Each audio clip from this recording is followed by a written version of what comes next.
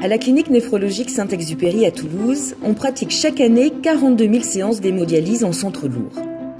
L'eau, matière première de la dialyse, est consommée en grande quantité, 31 000 m3 par an pour alimenter les 57 postes de dialyse de l'établissement. En 2016, la clinique profite du changement des pré-traitements d'eau pour porter une réflexion sur ses consommations. Elle innove en installant un système de traitement et de récupération des eaux grises.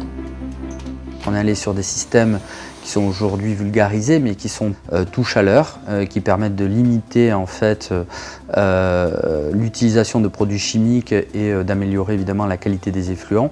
Et à partir de là, on a envisagé de récupérer les eaux grises pour avoir un système de distribution et de recyclage de ces eaux grises à l'intérieur de notre bâtiment. Ici, nous sommes dans une salle de traitement d'eau de la clinique Saint-Exupéry. Nous avons sur site 2 traitements d'eau.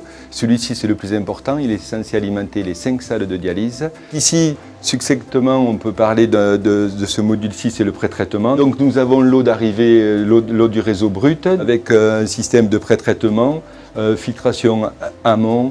Nous avons 2 adoucisseurs en parallèle, un filtre charbon actif, avec une filtration fine 1 micron.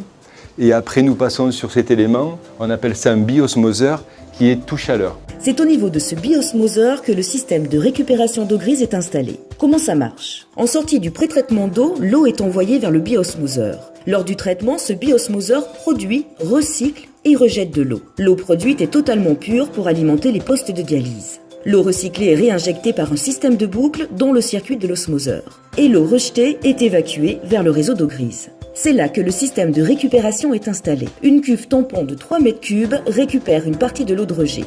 2000 litres par heure. Ces 2 m3 permettent d'alimenter 4 points de distribution. L'eau est ainsi réutilisée pour les sanitaires de l'établissement, l'arrosage des espaces verts, le lavage des vitres et le réseau d'évacuation des générateurs.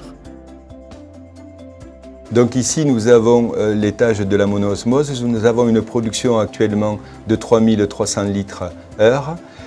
Ici, nous voyons le rejet là, sur le galvan en rouge de 2100 et c'est sur ce volume-là d'eau qu'on va récupérer via la cuve tampon. L'installation du système a été validée après une phase de test. Delphine Bonnet, chargée de projet qualité et gestion des risques, a piloté les tests d'hygiène et de sécurité. Le réseau d'eau grise est bien identifié. Ce sont des tuyaux en PVC de couleur grise. Ensuite, nous avons effectué plusieurs tests colorimétriques pour s'assurer de l'indépendance du réseau d'eau grise par rapport au réseau d'eau potable. Donc là, comme vous pouvez visualiser, cette vanne est fermée. C'était l'ancienne vanne qui alimentait la chasse de cette chambre.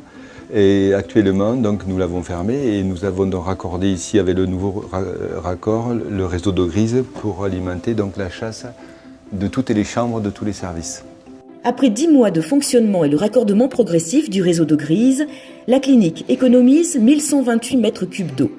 Aujourd'hui, le chiffre de 1128 m3 d'eau récupérée n'est pas un chiffre significatif. Pourquoi? Parce qu'à ce jour, on n'a finalement que 4 points de consommation pour ce réseau d'eau grise. Ces 4 points de consommation, aujourd'hui, ne permettent pas de récupérer la totalité du volume de cette cuve de 3000 litres. Mais demain, l'établissement va s'agrandir et là, du coup, on va pouvoir développer ce réseau d'eau grise, alimenter plus de points. Et là, du coup, ça sera intéressant pour nous en termes d'économie d'eau.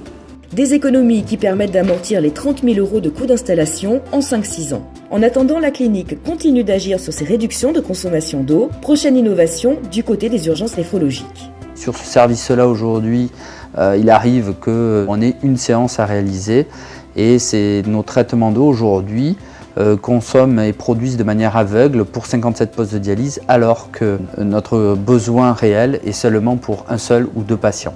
Donc l'idée, c'est de mettre en place une vanne proportionnelle qui vienne réguler et adapter la production d'eau osmosée.